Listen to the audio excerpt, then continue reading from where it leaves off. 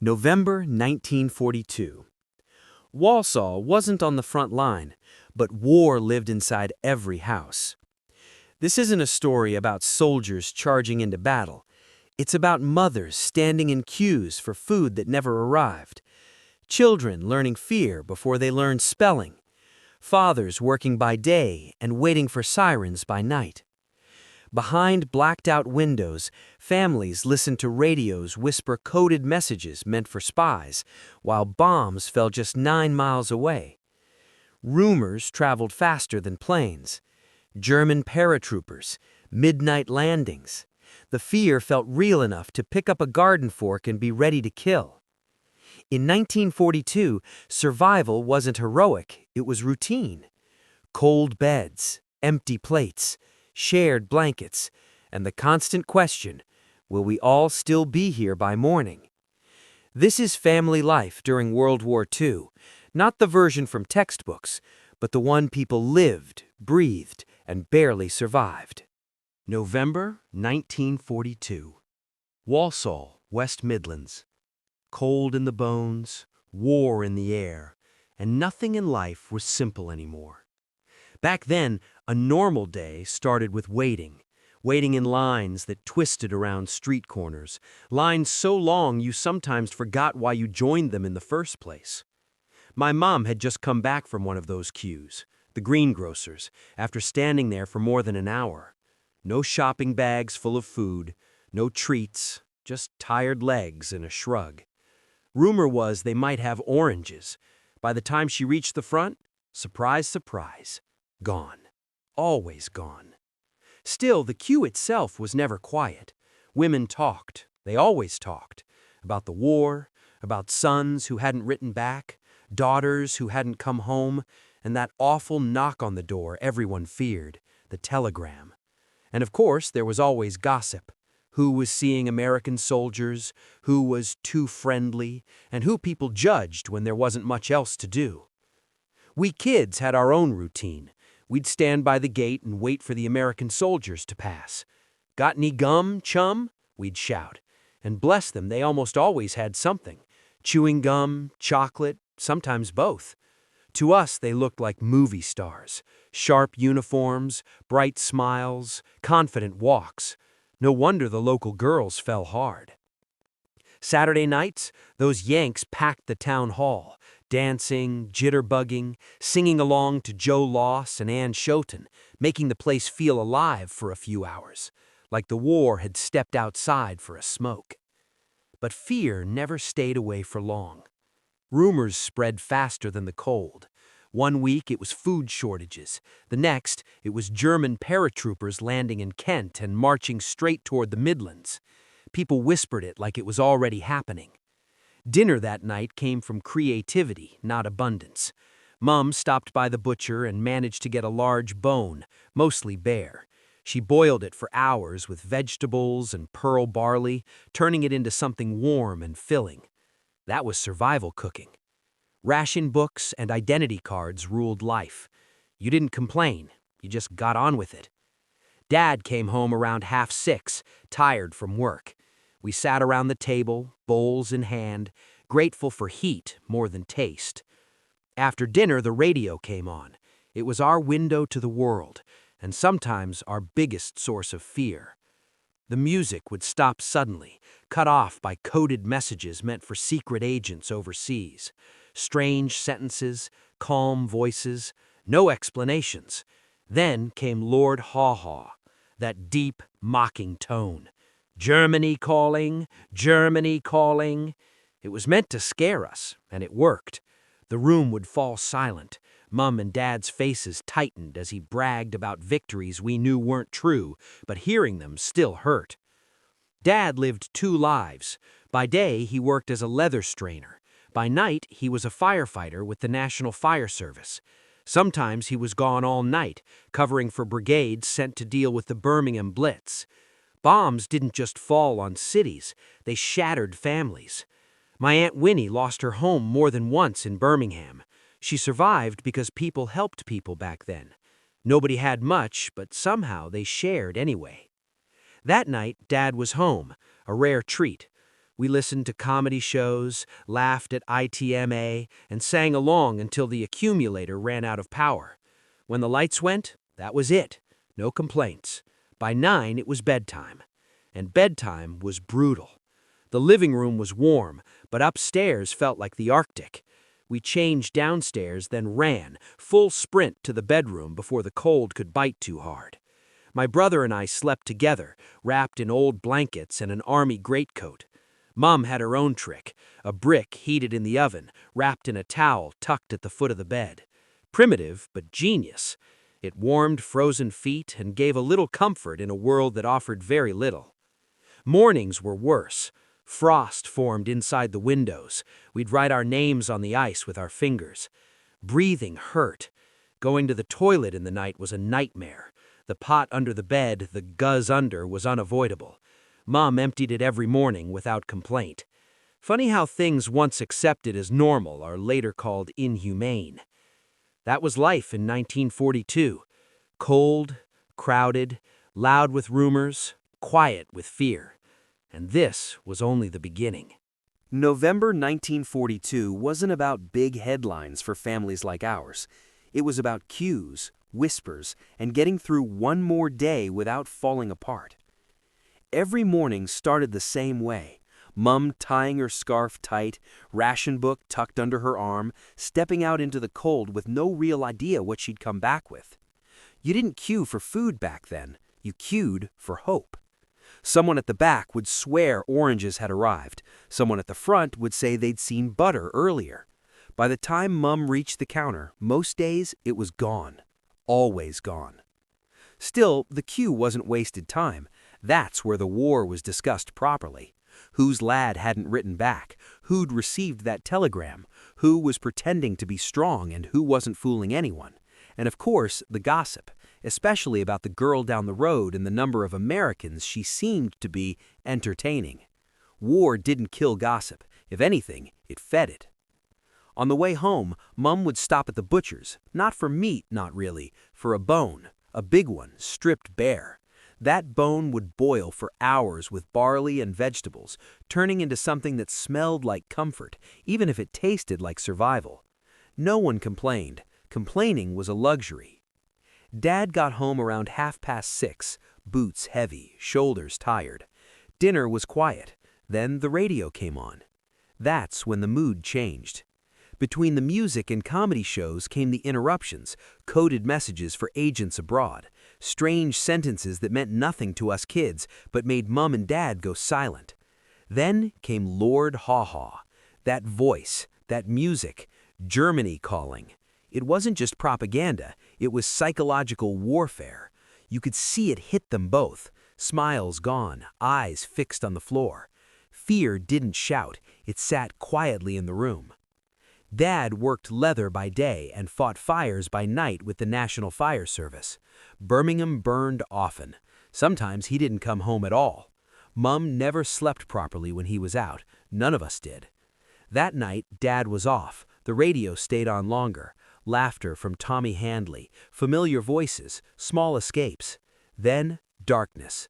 The accumulator died. No power, no warning. By 9 o'clock, we were sent upstairs. Going to bed was brutal. Warm living room downstairs, icebox upstairs. We undressed below, ran like mad, dove under blankets already stiff with cold. My brother and I slept together, wrapped in old army coats. Mom's trick was the brick, heated in the oven, wrapped in cloth, tucked into the bed. Magic, that brick. Saved our frozen feet more times than I could count. Morning was worse. Frost on the inside of the windows. We'd write our names in it, fingers numb, pretending it was fun. And then there were the sirens. That sound cut straight through your bones. No arguing, no hesitation. Mom and Dad grabbed us, blankets and all, and ran for the Anderson shelter at the bottom of the garden. Damp earth smell, pitch black, no candles. Wardens would tear you apart for that. We sat still, listening. That night, the sky was clear, too clear. Rumors said German paratroopers were coming. Dad laughed it off until boots crunched on gravel outside. Mom froze. Dad didn't. He grabbed a garden fork, stepped out, heart pounding, ready to fight ghosts. It was Uncle Jack, just home from night shift. No invasion, just fear dressed up as reality. But the planes did come.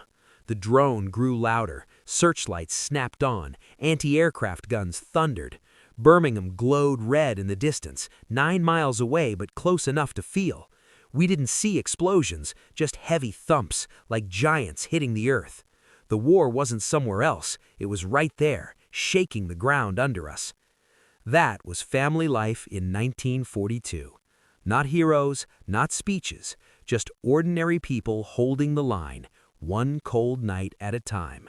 The wind was biting that November morning, cutting through every layer of clothing like a cold, sharp knife.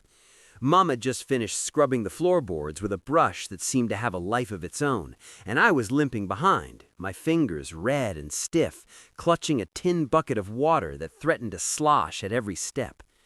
The street was empty except for a few determined souls clutching ration books, shuffling along with their shoulders hunched, eyes squinting against the icy wind.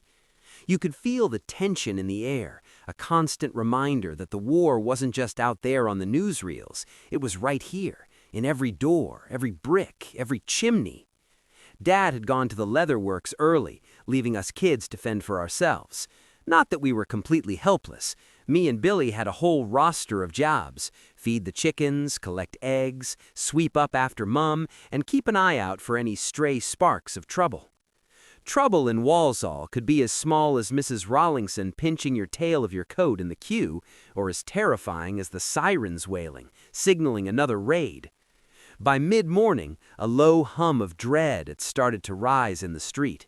Kids were shuffled inside, doors bolted, blinds pulled tight. The air raid warning was never subtle. It cut through the day like a scream in your chest. Mum grabbed the blankets and thrust them into our arms, shouting, "Get moving, don't dawdle!" We sprinted down the narrow path to the Anderson shelter at the bottom of the garden.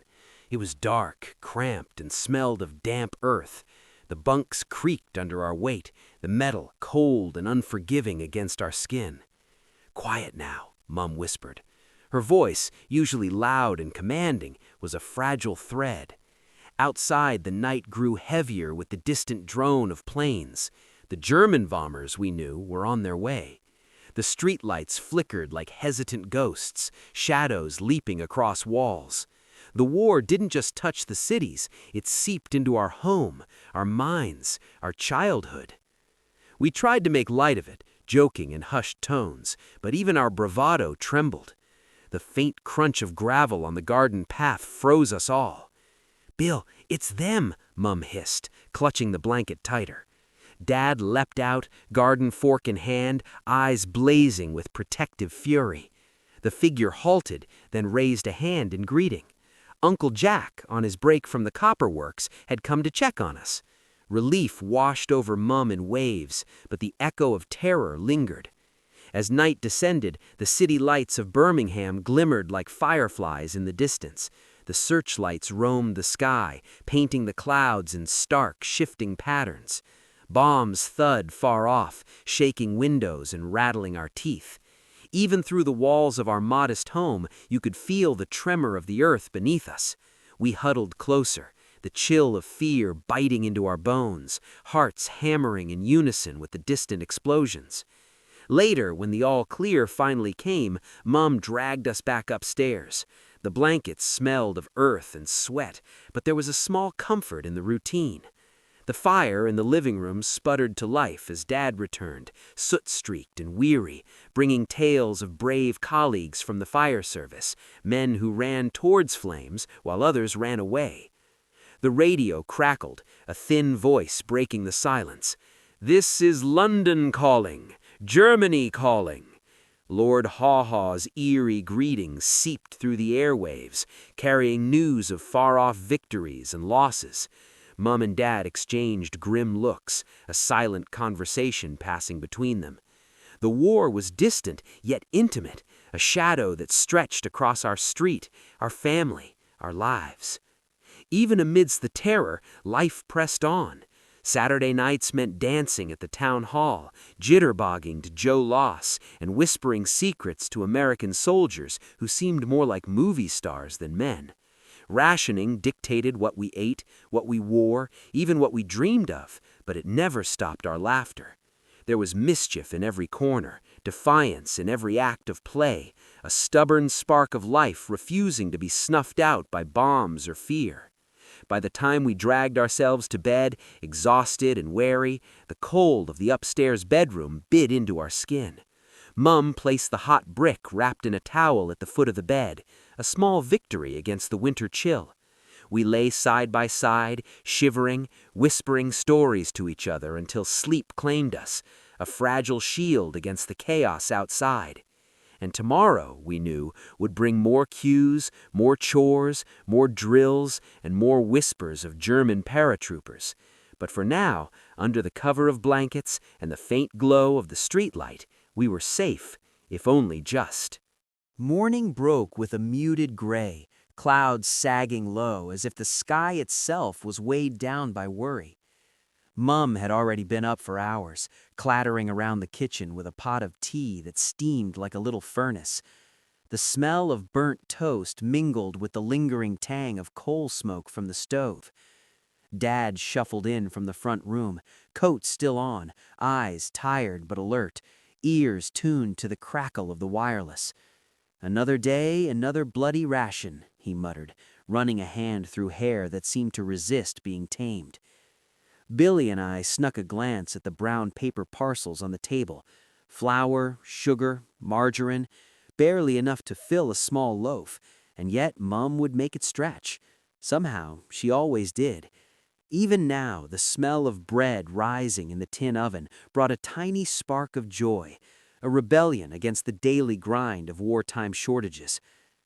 The streets outside hummed with life and anxiety. Women with scarves tight around their heads pushed trolleys, clutching ration books like gold.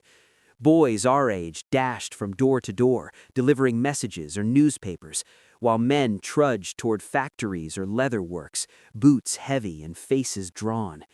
Rumors buzzed in the air like flies. Another factory bombing last night, a new conscription order. Someone spotted an enemy plane over the Midlands. Every snippet of news carried weight, fear, and gossip all in one. By mid-morning, Mum had sent us on the dreaded chore, fetching coal. The pit was still a few blocks away, black lumps stacked high like a miniature fortress, and the air reeked of dust and grime. Billy complained, but I knew better than to grumble. Mum had that glare that could freeze your spine. "Keep your eyes sharp," she warned.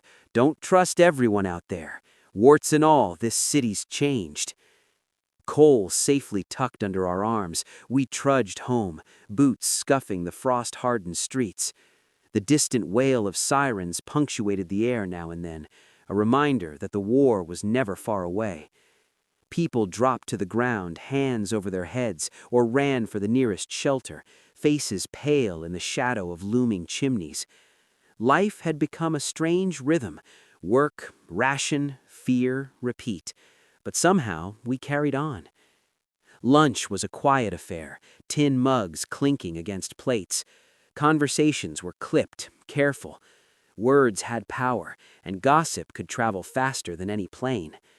Dad read from the wireless, voice low but urgent, recounting the latest troop movements, the shifting tides of the battlefield.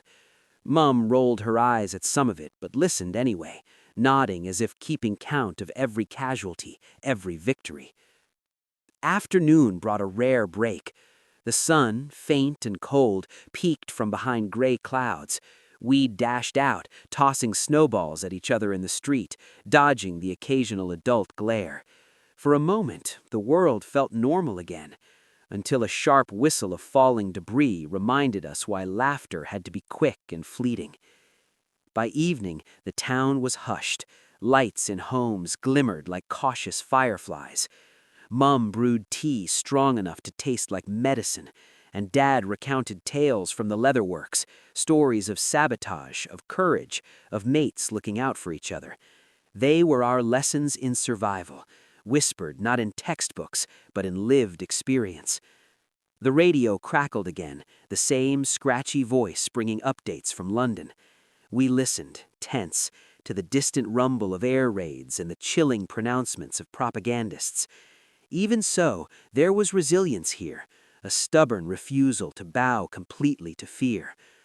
Mum tucked us into bed, a soft blanket over trembling shoulders. Outside, the world remained chaotic, yet inside, we found fleeting safety, a cocoon stitched from routine, warmth, and love. And so, life continued, rations measured, rumors spread, and courage quietly nurtured. The war might have cast long shadows over Walsall, but we learned to move within them, to find joy where we could, and to brace ourselves for whatever tomorrow might bring. The sky turned that grim shade of bruised grey as evening crept over Walsall. Street lamps flickered weakly, casting long shadows that danced across frost-coated pavements. Inside our small home, Mum bustled round, putting the finishing touches on supper, while Dad leaned against the doorway, listening intently to the crackling wireless.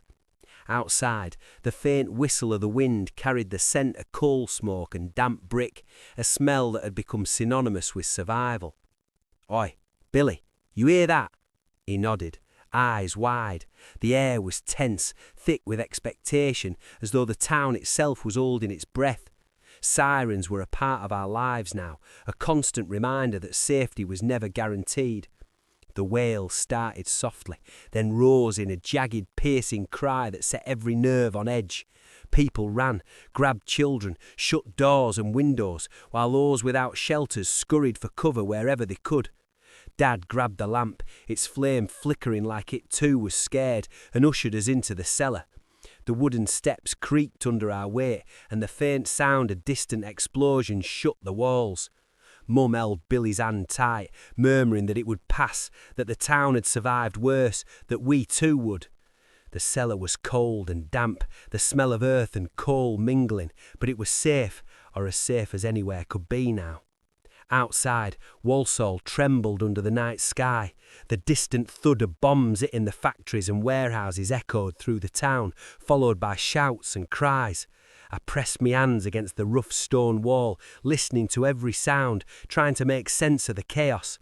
Each explosion felt like an heartbeat, each siren like a scream from the city itself. We huddled together, sharing whispered stories to distract ourselves.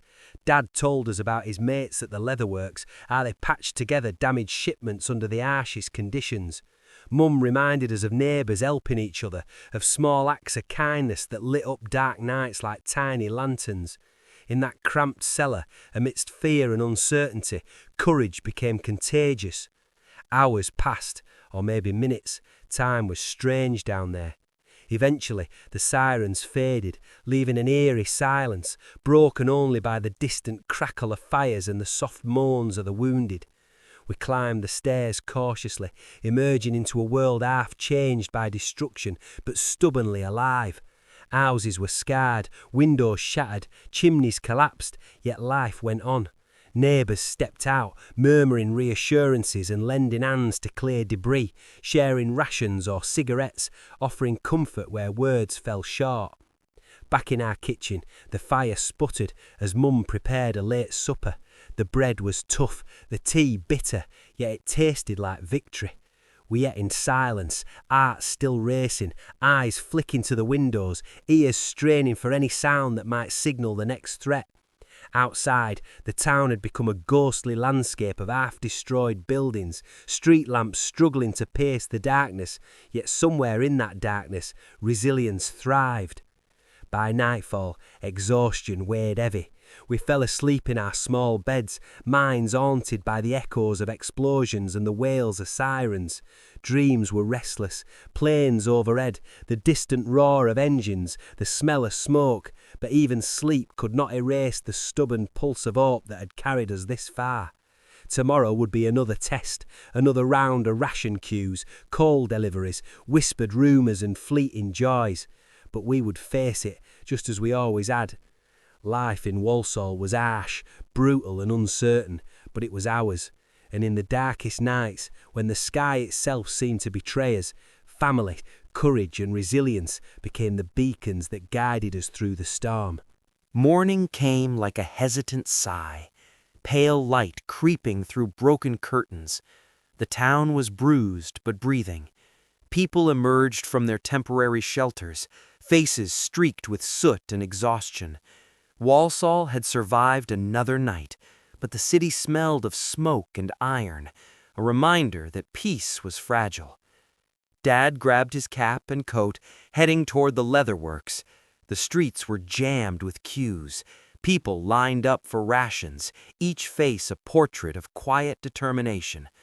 Mum clutched Billy's hand as we joined the crowd, mumbling about patience, how every loaf, every tin, every ration was a small victory. "Keep close," Dad warned before leaving. "Don't wander off, yeah?" Billy tugged at my sleeve, eyes darting to the soldiers marching past, rifles slung over shoulders, boots clicking against cobblestones. The city felt alive with tension, each sound amplified, the clatter of carts, the distant whistle of trains, the muttered curses of neighbors irritated by delays. Rationing was brutal. Bread was thin, meat rarer than gold, sugar a distant memory. We clutched our tickets, traded whispers with those around us, swapping tips on which shop had the best stock, which corner to avoid if the queue got nasty. Some folks cheated the system, slipping coins under tables, whispering with a wink. I felt a mix of awe and guilt watching them, small rebellions in a world dictated by scarcity and fear. Back home, Mum tried to make the meager supplies stretch. Potatoes became soup, scraps turned into pies. The smell of frying onions mixed with coal smoke, clinging to clothes and hair. The radio hummed softly in the background, delivering news of battles and losses, punctuated by propaganda meant to rally spirits. We listened quietly, hearts heavy with worry, yet clinging to the hope that somewhere things were turning in our favor. School was different now. Lessons were brief, interrupted by the drone of distant planes or the shriek of sirens. Teachers tried to maintain routine, but even they were thin and tired, faces pale, eyes wary. I found solace in small acts, scribbling notes, trading stories with mates, sneaking a chocolate ration if I could. Life demanded creativity, cunning, and courage in equal measure. By evening, the streets were quieter. Families huddled in homes, lighting lamps or candles, trying to ignore the scars that lined the city. Conversations were hushed, laughter rare but treasured, and every knock at the door made hearts jump. We clung to each other in those moments, realizing that community mattered more than ever. Neighbors shared bread crusts, swapped clothing, or whispered warnings of the next air raid. Survival was a collective effort, stitched together by kindness and grit. Dad returned late, coal dust on his coat, soot in his hair, hands raw from labor. He brought news of minor bomb damage near the factory, some of his mates injured but alive. The stories were sobering but necessary, reminders that life could change in a heartbeat. Mum pressed him for details, a mix of fear and curiosity in her tone. We all gathered around, listening, absorbing every word, finding comfort in each other's presence. As night fell, the quiet returned, heavier than the previous chaos. Yet in the silence there was resilience. Candle flames flickered, shadows danced across walls, and we understood every day survived was a triumph, every rationed meal a victory, every whispered secret or laugh a quiet rebellion against a world at war. Life in Walsall demanded courage in the small moments, resilience in the face of monotony, and hope amidst despair. And while the future remained uncertain, we had each other, and that was enough to face whatever came next. The nights in Walsall were heavy, thick with unease. Street lamps flickered, some blown out entirely by previous raids, casting jagged shadows along cobbled streets. The city had learned to sleep lightly. Every creak, every distant footstep made hearts race. Mom tucked Billy under blankets, whispering tales of heroes who had survived worse, while Dad checked the doors and windows, ensuring the house was secure. Air raid sirens became part of life, sharp wails cutting through the night, sending everyone scrambling for cellars and basements. Each warning was a test of nerves. Neighbors dashed past, clutching children, carrying essentials, their faces pale but determined. The town's silence afterward was deafening, broken only by distant cries or the muffled rumble of falling debris. Evenings were long and contemplative. Candlelight illuminated worried faces as families whispered about news from the front. Soldiers' letters arrived sporadically, treasured pieces of paper, inked with love and hope. Some letters never came, leaving only empty spaces where words should have been. Mom held each one close, reading and rereading, willing the names of friends and family into safety. School had become a place of improvisation. Bombs had damaged parts of buildings, so lessons were conducted in basements or in shifts, with desks pushed together to save warmth. The teachers tried to maintain discipline, but the children were restless, minds distracted by the war outside. Stories were shared in hushed tones, rumors about distant victories, whispered fears about the enemy. Imagination became both a refuge and a weapon. In the evenings, the streets echoed with a strange rhythm, soldiers marching, trucks rumbling, whispers of gossip and laughter from hidden corners. People had learned to live in these small pockets of normalcy, finding ways to laugh despite fear. Games in the alleyways, small acts of kindness, and shared secrets gave the town a fragile heartbeat that refused to fade. Billy, curious and fearless, often peeked out windows to see the world beyond our home. His eyes sparkled at the sight of distant searchlights tracing the sky, planes skimming over rooftops, and the occasional distant explosion. Dad scolded him gently, but allowed it sometimes. The boy needed to understand the world he had inherited, not just the one he imagined.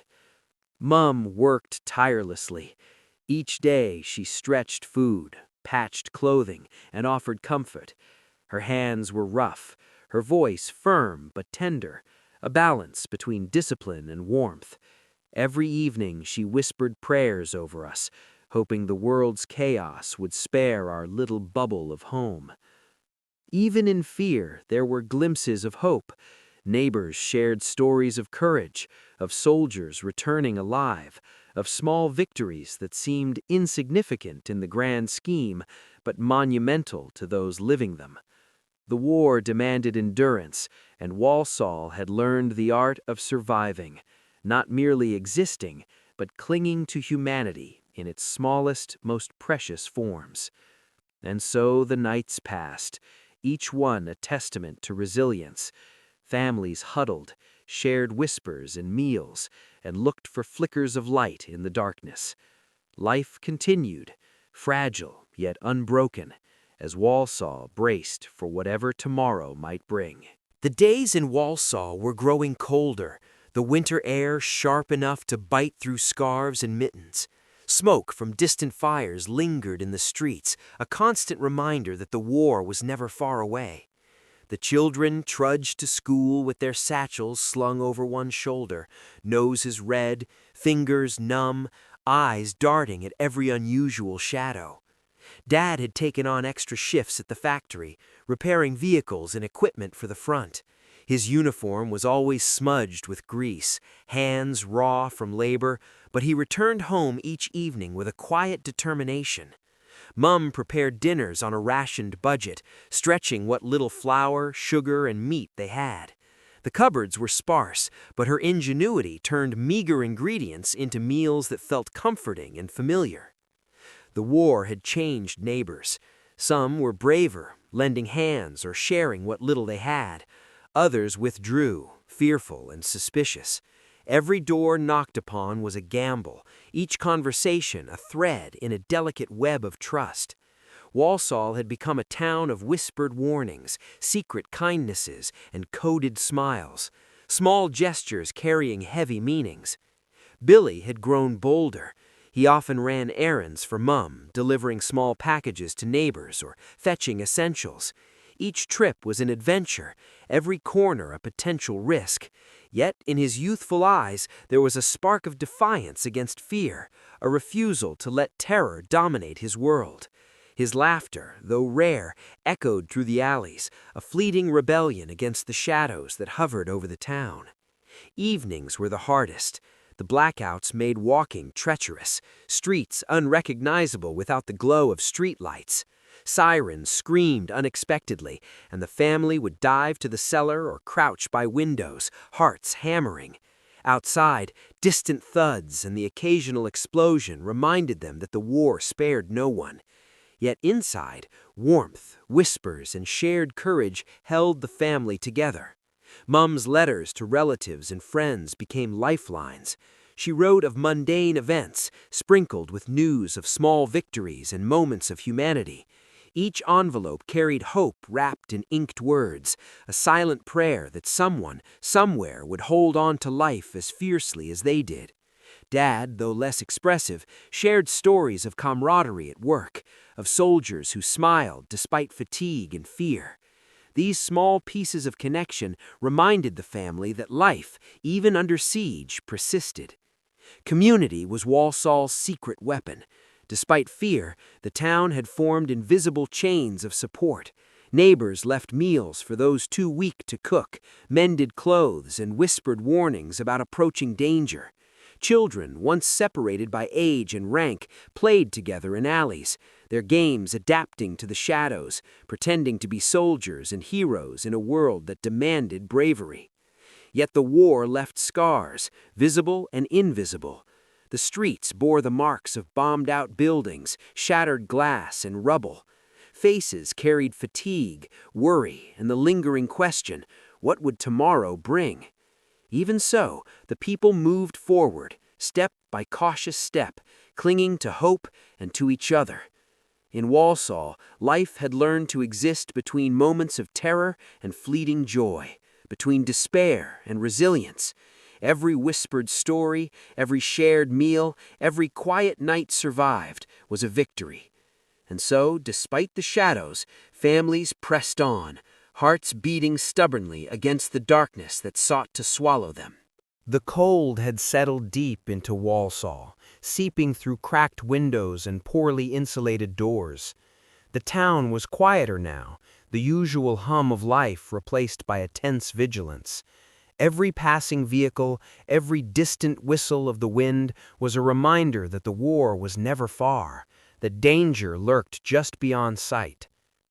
Dad's shifts at the factory grew longer, nights blurred into early mornings, his uniform always smeared with grease, hands raw, yet he refused to complain. He returned home exhausted but determined, embodying a silent strength the family clung to. Mum, meanwhile, had become a master of stretching the scarce rations.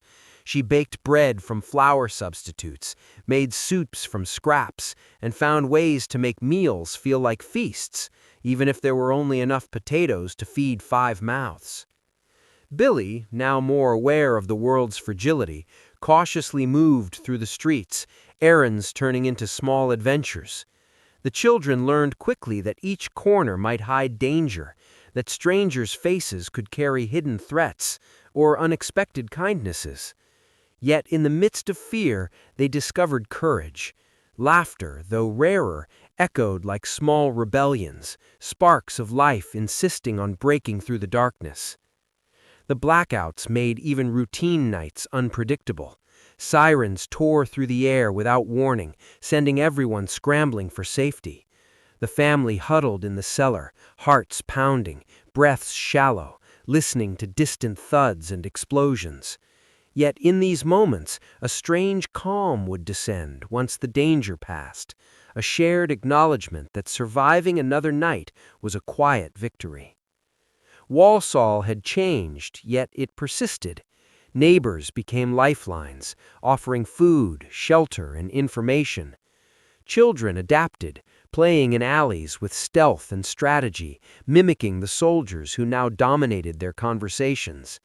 Adults whispered of news from the front, stories of heroism and tragedy, their words weighted with both pride and sorrow. Letters became precious treasures. Mum sent news of small domestic victories, stories of resilience and survival, and snippets of hope to family members far away. Dad shared camaraderie from the factory floor, tales of soldiers and workers whose courage inspired even in the darkest times. Each letter was a lifeline, a connection across miles, a reminder that the world outside their town had hearts still beating fiercely against the chaos. Yet the scars of war were undeniable. Bombed buildings, shattered windows, and rubble-laden streets told silent stories of destruction. Faces bore fatigue and worry, etched lines deepened by the constant threat. And still the people moved forward, step by cautious step, holding on to fragments of normalcy, laughter, and hope. Even in the shadow of destruction, Walsall's spirit was unbroken. Families clung to one another, friends supported friends, and communities stitched together fragile threads of resilience. The war had taken much, but it had not taken their humanity.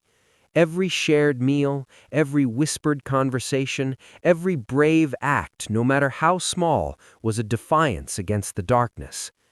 And as the nights grew longer and the blackouts deeper, the family pressed on, hearts stubbornly beating against fear, trusting that tomorrow, even with its unknowns, would arrive, and they would still be there to face it, together. The winter of 1942 was unforgiving, yet somehow the town of Walsall endured. The streets bore the marks of battle, the shattered windows, the scarred walls, and the empty lots where homes once stood, but life had returned in its fragile, determined way. Every morning, the scent of baking bread from Mum's kitchen mingled with the chill air, a small reassurance that warmth still existed, even if only inside their home. Dad's factory shifts remained grueling, but he moved with a rhythm of resilience. The machinery roared like a heartbeat, a pulse of production that connected Walsall to the wider war effort. Men and women worked side by side, tired but resolute, driven by the understanding that their labor mattered, that their sweat contributed to a cause greater than themselves. And yet, in the quiet moments between shifts, Dad's eyes carried the weight of memories he didn't speak aloud. Friends lost, the horrors witnessed, and the constant gnawing uncertainty of what tomorrow might bring. Billy had grown noticeably since the first bombings. He navigated the streets with cautious independence, aware of dangers, yet learning the subtle power of observation. He'd listen intently to the adults' hushed conversations, storing away lessons of courage, strategy, and human resilience. His childhood, though disrupted, had become a training ground for bravery, empathy, and patience. The blackouts were less terrifying now, almost routine. When sirens wailed, the family moved to the cellar with practiced efficiency, hands intertwined, hearts steadying in shared courage. They whispered stories, told jokes, and sometimes, in stolen moments, allowed themselves to dream of life beyond the war. Those dreams, small and fragile, kept them grounded. Letters arrived sporadically from distant relatives and soldiers. Each one was a reminder that the world continued beyond Walsall, that lives intertwined across miles, all struggling, surviving, and hoping. Mum's handwriting was careful and deliberate, filled with stories of home life, baked goods, and encouragement. Dad's letters spoke of resilience, of men and women holding firm in factories and training grounds, of the camaraderie that kept despair at bay. Then came the news that shifted the mood, a glimmer of hope. Rumors of victories overseas, of territories reclaimed, of enemies pushed back. Walsall's citizens, exhausted yet vigilant, allowed themselves cautious optimism. They celebrated, quietly, mindful of the fragility of life, but celebrated nonetheless. By spring, the town had begun a slow, careful recovery. Children played more openly, laughter threading through streets that had long been silent. Families repaired homes, painted walls, and planted small gardens, stubbornly asserting life's permanence against destruction. Mom and Dad, though scarred and weary, shared small victories: a repaired window, a hearty meal, a letter from a loved one returning safely. And in these moments, the family understood something essential. Survival was not just enduring, but living. Courage was not only in facing the bombs, but in sharing love, laughter, and hope. Community was not merely proximity, but the shared act of sustaining one another through hardship. Walsall had changed forever, but the hearts of its people remained unbroken. The war had taken homes, shattered routines, and stolen time, but it had not stolen the resilience that defined them. Each sunrise brought the promise of another day, another chance to rebuild, to love, to live.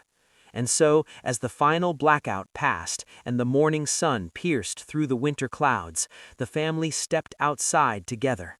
Dust lingered on the streets, scars on the buildings told silent tales, but life pulsed vividly around them.